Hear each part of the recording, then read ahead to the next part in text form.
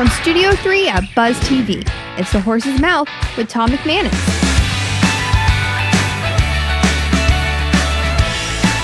All right, welcome into another edition of The Horse's Mouth here with Tom McManus on CW17. Great to have you here. Once again, we'll be joined at the bar with some iconic people, guys that have made it to the elite levels in baseball, in football, are doing the same things out in the business world. They call Jacksonville their home. I always love having Jacksonvillians here on this show. Let's welcome my good friends, Pete Mitchell and Rick Wilkins. Mitch and Rick, good to see you guys. Thanks for coming on. Great to be here, man. Thanks for having us. Thanks for having us, man. And I know you've been at a bar many a time, so first time. You feel very comfortable, huh, Rick? Yeah. We all go way back, which is nice, right? Yeah. And that's a good part about this show. We all go, me and Mitch go back to college days. We were roommates here in Jacksonville. That's a totally different show we won't get into. Boston College, Boston man. College, Gotta baby. love And it. Rick, you and I have known each other for a long time. We have. And for those of you that don't know, Rick Wilkins played 11 seasons in Major League Baseball as a catcher with 8 different teams. Of course, Mitch and I remember you from the Chicago Cubs playing days because Cubs are our team, I have to admit. Sure, well, that's great, guys. I didn't know that about you guys. So Oh, yeah. That's awesome. Nothing better than a day at Wrigley, right? Oh, my gosh. That's awesome. Talk about playing at Wrigley. I mean, if you have never been there, Wrigley is so special. It's like they just dropped a baseball stadium in the middle of a neighborhood. There's no parking lot. There's no pulled up parking. You just find a way to get there, and it's a beautiful place. No, it's as you mentioned, it's an iconic place. There's a couple spots like that, Wrigley and Fenway, but what a great place for me to grow up in baseball and as a professional and go to work every day. I mean, that was the cool part is what a great way to earn a living and to do it where, the people are pretty passionate about their Cubbies and they finally won the World Series, which is great. So, but it's still a special place, and I hope to get back up there here pretty soon myself. It's been a while. So. Yeah. Well, Mitch and I go way back as well. We were roommates, like I said. Mitch played 9 years in the National Football League, most here with Jacksonville, but you played with the Giants. Yeah. You played in a Super Bowl, and you finished your career with the Indianapolis Colts. Yeah, it was a great ride. We had a lot of fun. You and I did. I always joke that I was scared to death of you in college. Right. Tom's a few years older than me. I've calmed down in my older days. It was just intimidating, right? And then I got here, and then he's a big why, teddy Rick. bear. What? Come on. So we had a lot of fun together. Yeah. Though. We had some good times the first 4 years here as young guys in the NFL. What if you didn't play football? Would you have played baseball maybe? If you're good enough, would that have been I would have played. I would have loved to play baseball. I say one of my biggest regrets was giving up baseball after my sophomore year in high school. I was a pretty decent player, and I just kind of decided to focus on basketball and primarily football. But I think for me, I don't know about you, Rick. School baseball was tough because you practice so much. Yeah. And when you play like summer ball, it's just all games, right? And then you get into school, and so I had a coach my sophomore year who was pretty tough and really made us miserable. So I kind of, after that, I decided to give it up. But it is one of my biggest regrets. I wish I would have kept playing baseball. Yeah, obviously sports teaches us all a lot of different things. But to me, baseball, now look, so many people say, it's easier said than done, right? We know how hard it is. But, man, it seems like so much fun to be able to play baseball for a living. No, it's great. It's it's a different pace than football. Sure. We're out there every day, so it's more like a marathon than a sprint. Mm-hmm. And so, but yeah, your daily life is really neat. You have your routines that you get into. Mm-hmm. The routines aren't tremendously taxing on you physically from day to day. Yep. But over time, you can get worn down. So a little distinction there. But yeah, it's a lot of fun, and particularly, as you mentioned, playing day games at Wrigley were pretty unique. Being able to go to work, play games at 1 or 2, be done at 5 or 6, and then. Because that's all they had though. When you were playing, they didn't have the lights there, right? Yeah, we did. We played about 12 games a year. Yeah. Right. At night. So. What do you miss most about baseball?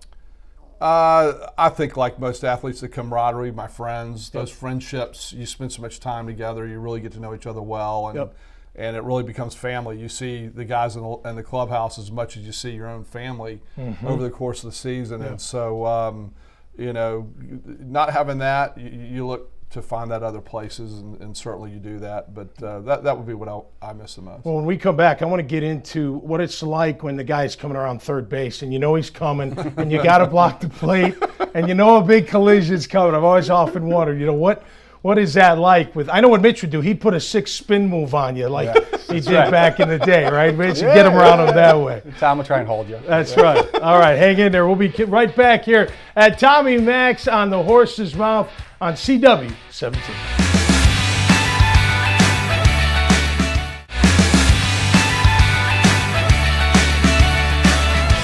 All right, back here on the Horse's Mouth on CW17. Rick Wilkins and Pete Mitchell, my two good friends, joining me on the show. Rick, we were talking about playing catcher in Major League Baseball. Now, as a tight end like Mitch was, he had to block, take a lot of hits. I had to deliver as many, so I know what it's like to feel that type of collision. But walk us through what's going through your mind when that big guy or even a littler guy coming around third base, and you know he's got to get through you to get to home plate. Sure, and the rules have changed now, and in Major League Baseball with respect to contact with the catcher. When I played, it was everything was allowed. I mean, right. So. And it was part of my job to block home plate if I could make a play on the ball and keep a guy from scoring. So, I mean, it was pretty similar to what you did as a middle linebacker, stuffing a fullback in the hole or something like that. That was the mentality. And so I brought those linebacker skills back into play and would try and time that up and give a little piece of home plate, but then take it away and make a play on the runner. So. And the real, I mean, you don't want to drop the ball, right? So, but no, is there a code if you even don't drop the ball but get knocked over? Do you have to answer to an unwritten code there, or what's the deal? Well, so that happened one time in my professional career, and it was a ball that it jumped on me a little bit off some wet grass. Okay. It hit my glove and popped up out of the air, and so. Right about the time that happened, the runner got on me, and it was an absolute yard sale at home plate. Oh boy. So that was the worst one, and that one didn't go too well for me. But the rest of them did. But that was, I took a lot of pride in doing that. I felt like if I could, save a run, keep us in the ball game, I took a lot of pride in that. So. What'd you take most pride in your game, Mitch?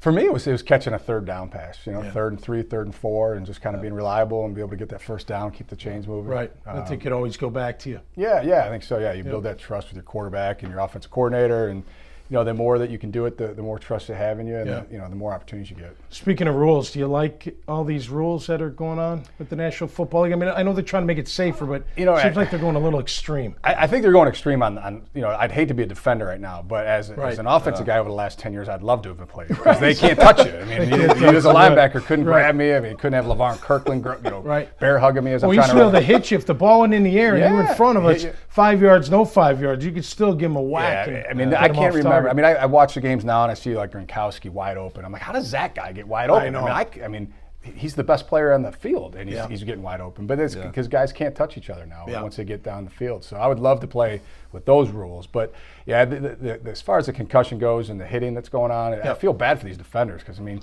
how do you tackle somebody when if I'm catching a ball and I go down to the last second, you get helmet to helmet, and you guys get the penalty. Well, even now they're trying to take it away at the line of scrimmage. You can't take away helmet to helmet at the line of scrimmage. You can't. I mean, it's not. It's unavoidable. Now, on tackling somebody, sure. Can you move your head to the side like a rugby player? Sure, but you're still going to clang with your heads are going to clang when you hit a lineman or a fullback on a block. But if you move your head one way and the running back moves his head the same way, you can't get away from it. But now this running back rule where they're going to start throwing flags on running backs, putting their head down. Yeah. I mean, what are they supposed to do? I don't hit know. me. I don't know. I mean, just stand up straight. Go ahead. I mean, I'm only here for you to hit me, not to win the battle. It's but crazy. It is. It's getting a little bit out of hand. How excited are you? Look, you guys you're Jacksonville people, right? You're born here. You're raised here. You obviously moved back here. You stayed here with me. You moved back and forth, but this is home. How do you? What's your excitement level for the Jags going into 2018? I'm excited. I was really excited. Obviously, you and I both are real tight with Tom Coughlin, so I was so excited when we got him back last year. I really thought he would coach, but he hasn't. But I mean, things have turned out just like everything he touches ends up being successful. So I mean, I wasn't surprised last year when they had the success they did. I was really excited for him. Could you handle a coach like that, or did you have a coach like Tom Coughlin that was very demanding, very fair, but very demanding and held you accountable in everything you did? Yeah, absolutely. And for a young player particularly, I think it's a good thing. You just don't know it at the time. There are days where you don't like it at all, but if you can see the long-term vision of where it's going, buy into that, I think that's a great thing. So, you win. Winning cures everything, yeah, right? Even for players. That's right. Especially for players. It sure does. No doubt about it. All right, guys, hang in there. We're going to take another time out. When we come back, let's get into a little business, what you're doing now, and how you've used sports throughout your entire life to excel in business and in life in general, all right? All right, we'll be back right here on The Horse's Mouth with Tom McManus on CW17.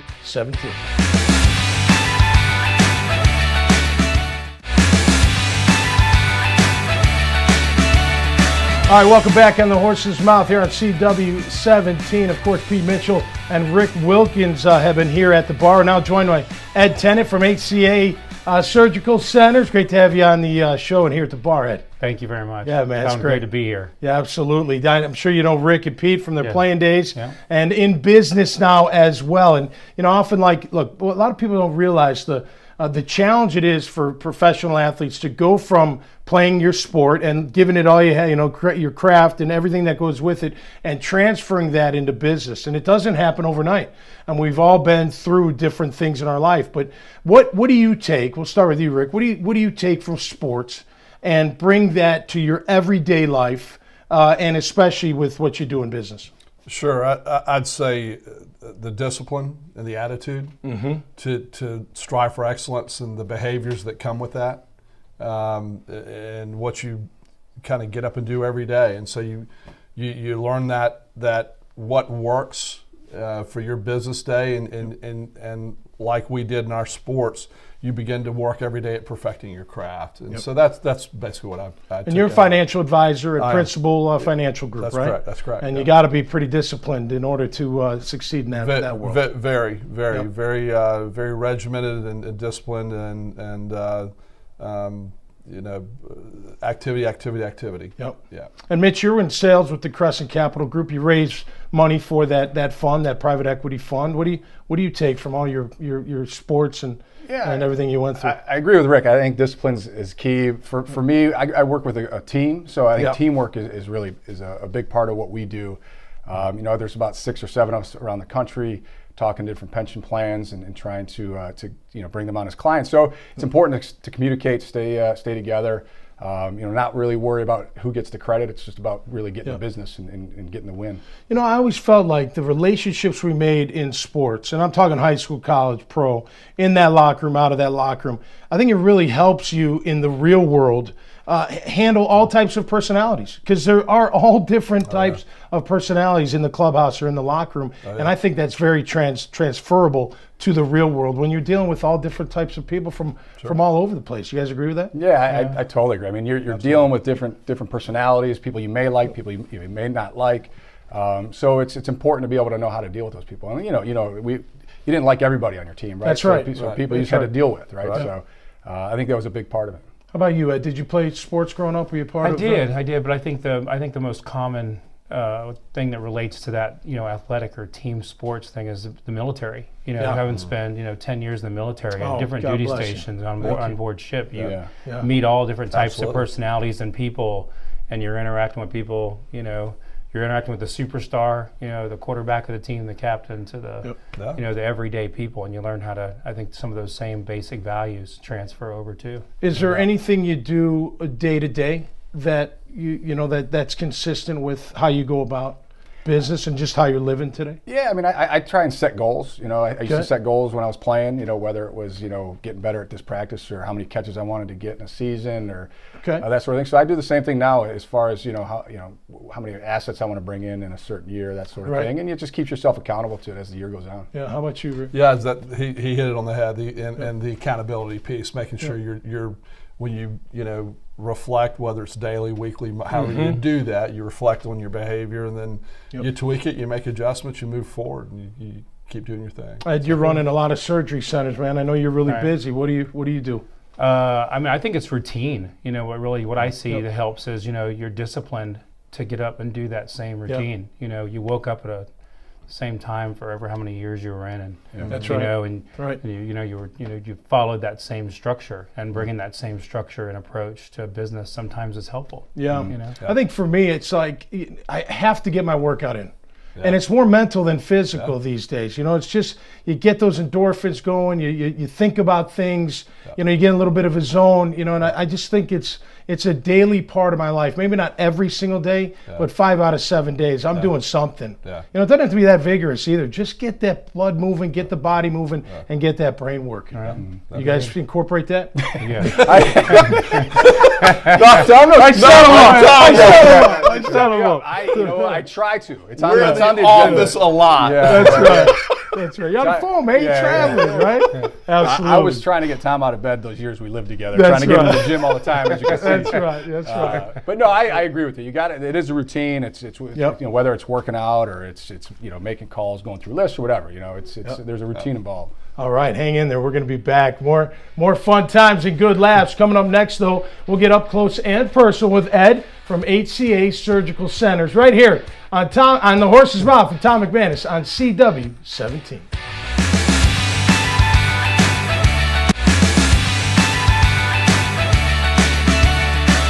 All right, welcome back to the Horse's Mouth on CW17. Of course, Ed Tennant, Rick Wilkins, and Pete Mitchell here at the bar. I enjoy you guys. Tommy Max, not bad. Huh? Maybe we should open one like that. We need Pete Mitchell from Top Gun, right? I mean, he was in high school when Top Gun came out. Are you kidding me? That was magnificent. We got to do it. It's been in the plans for 20 years. That's right. It has. It sure has. All right, guys. As we're going to get to a close here in just a few minutes, but being here in Jacksonville, you came back or you stayed. Why? Why Jacksonville? It's just, you know, like you said, I left a couple times after playing here, and you realize once you're gone how great it is here, what a great place it is to raise a family. Kids love it here. The weather's fantastic, and you don't feel like you're in like South Miami. It's you got like a Southern Georgia feel. I love it. No, the same. You're from here, so. Yeah, my family's here, and you know, pretty excited to leave, as most kids are, to kind of go out and experience the world, and get out there and realize how neat it was actually back home. So came back home, always kept a home here, and this will always be home. How about you? Yeah, I grew up close by here in Stark, so I've been here you know, since a kid. And, I mean, you've seen the city change over all that time, and it's a great place to raise a family. Great place to raise a family here. And you know, there's lots of things to do. And, you know, and the weather's fantastic. You can't beat it. No, you can't. Absolutely. All right, I'm going to put you on the spot a little bit. Top 3 restaurants that you like to go to here in town. I'll give you 2. 2 or 3. One fine dining. We love Taverna down in San Marco. Okay. Great place to grab a glass of wine and some tapas. And then you know, we go to Cruisers pretty much on a weekly basis for our chicken chunks, man. It's good. It's good healthy stuff there. Good. You know? It's your cheat day. Yeah, it's our cheat day. Right. Good stuff. How about you, Rick? We're big fans of the fish camps, Palm Valley Fish Camp, that sort of thing out there at the beach, and coming into town like the Calford. Big fan of the steaks over there. So there's a couple spots we like to go that's to. a nice new one, too. You've been up on the rooftop bar yet? I have. That's a great spot. That's a great spot. How about you, Ed? What do you like to Marker 32 is probably a favorite of ours. We really like Marker 32. And then we dine a lot at our country club at Jacksonville Golf. We had a great chef over there. Very nice. Work there. Well, I'm a big sushi guy. So wherever there's good sushi, like Kamiya 86 or Pacific Asian Fusion down in St. Augustine or Palencia is very, very good as well. But all right, guys, we have food here today, by the way. Worstbusters is here. So they're going to load us up with some grub in this next segment. And we'll also wrap up the show. But I want to thank you for coming on the show.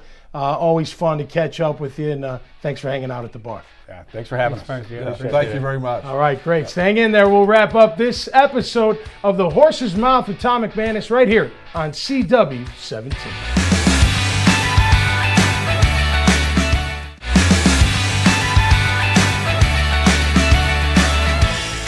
All right, time now for Up Close and Personal here on The Horse's Mouth on CW17. Ed Tennant is my guest. He's with HCA Surgical Centers. He runs 35 of them, did I hear? Is that correct? I have 8. You have 8 of them. There's 135 or so in the country. Wow. That keeps you plenty busy, no doubt about it. No doubt. Thanks for being on the show once again. Thanks for having me. Yeah, how long have you been with HCA? About 8 years now. Okay. Yeah, I really enjoyed it. Been a great company to work for. Have you, were you always in the healthcare space prior to, or what? I know you served in the Navy, and thank you again for your service. But, thank you. What about it? How'd you get into it? My dad worked at a nursing home, oddly enough, when I was a kid, and something about healthcare grabbed me. So when I joined the military, I went in as a Navy corpsman. Wow. And spent 10 years in, and then kind of got out, continued in healthcare, and it just progressed. About 20 years ago, I got involved with ambulatory surgery centers, and just loved that space. And tell the audience the difference between your surgery centers and going to a hospital or going to the emergency room. Well, surgery centers are made for things that we do the same day. We do them the same day, and the patient goes home the same day, typically. Yep. And they started off focused mainly on ophthalmology cases like cataracts and or colonoscopies, and they've expanded to very complex orthopedic procedures, pacemaker replacements, total knees and total hips being done the same day with great outcomes, and a significantly less out-of-pocket expense for patients, where they pay half of what they pay at a hospital for the same service. Right. Well, that's obviously that's helping people out, right? Sure. Not only physically, but in the pocketbook as well. And you manage 8 of them, right? So you're running 8 of them. How many employees are you watching? Probably about 300 employees. Are you really? Yeah. Wow. And a lot of fun. It is. It's great. Great. I mean, you get to interact with great people who have a passion for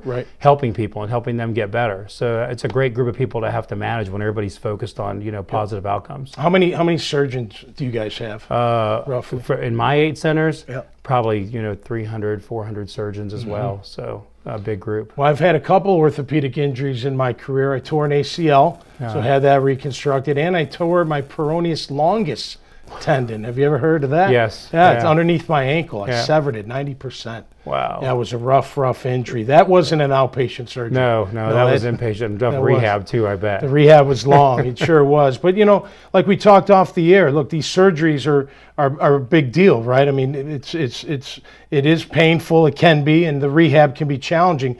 But man, once you get your health back, once you start feeling good about yourself again, it's worth it. Oh, no doubt. No doubt. Yeah. I mean, when you can restore people's lives and their function and their ability to go back to the things they like, or to do screening tests like colonoscopies that help prevent, disease spreading, identify things early. I think those are key things that we get to do to give back. Yeah.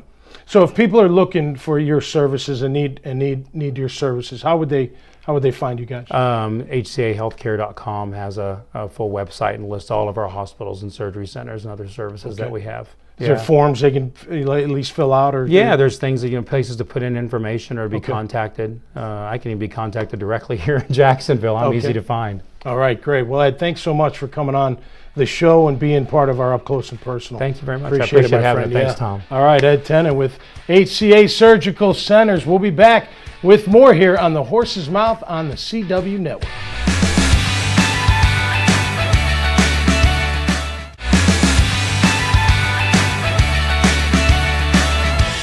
All right, time now for what we call Bar Bites here on The Horse's Mouth on CW17. My guest this week is Annette Schultz from worstbusters.com. They're a food truck here in town, and their delicious food is being displayed right here on the bar. Annette, how are you? Welcome to the show.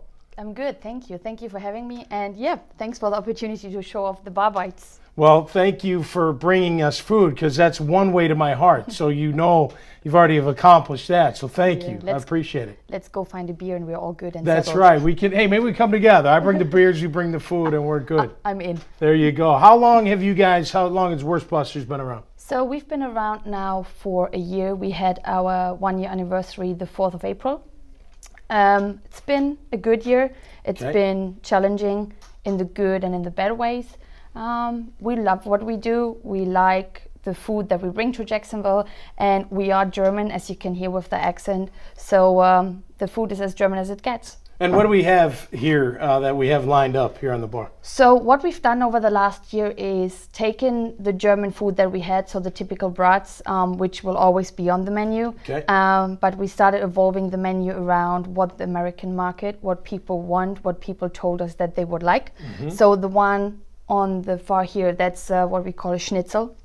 Okay. I know everybody has seen the movie with the beer fest and the boot, and right. I hear about it every day. But so that's a schnitzel. So it's a pork chop which we pound very thinly, and then it's breaded and fried. Okay. And it comes with a side. So I've just brought some fries along and some barbecue marinara sauce that you can eat with it. Then the one in the middle came up actually thanks to a couple of other food truck owners when they were talking. You should do a sausage burger. I didn't know that was a thing. So it took us, I want to say, about 2 or 3 weeks experimenting. So it's a pretzel bun with the meat of a sausage made into a patty.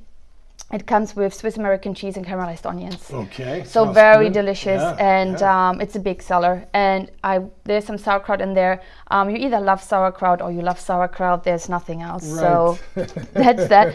And then Cinco de Mayo around the corner. So this is what we call our schnitzel tacos. Okay.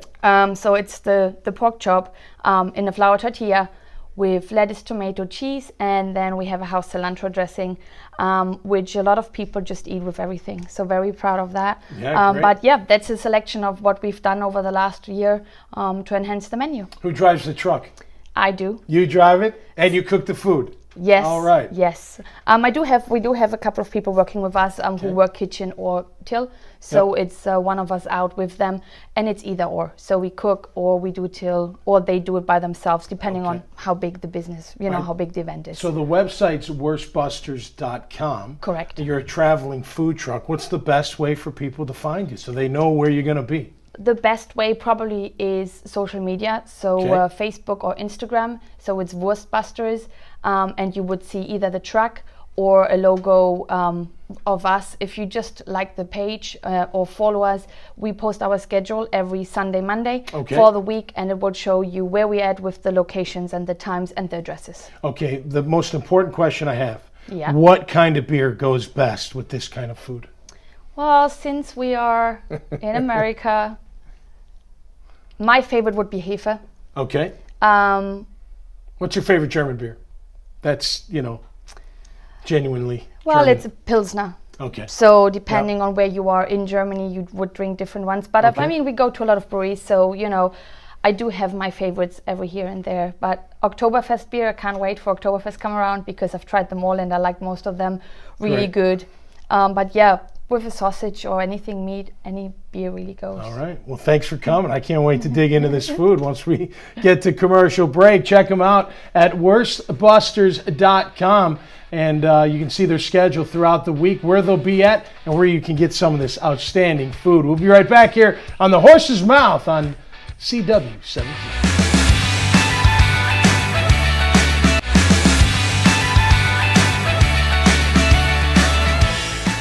Okay, that'll do it here on The Horse's Mouth on CW17. Had a great show. Hope you enjoyed it as well. I do want to thank my guests, Pete Mitchell, Rick Wilkins, Ed Tennant from HCA Surgical Centers, of course, Annette Schultz from Wurstbusters. Go to check out their website, worstbusters.com. Just people here in the city of Jacksonville that have done well in sports or business or both, that continue to stay here, that love this community, much like myself. So we'll see you next time right here on The Horse's Mouth. Each and every week, we're going to have celebrity guests. We're going to have businesses. We're going to talk about our fine city, and we'll enjoy doing it. So until we see each other again, stay cool, Jacksonville, and be safe. See you next time on The Horse's Mouth.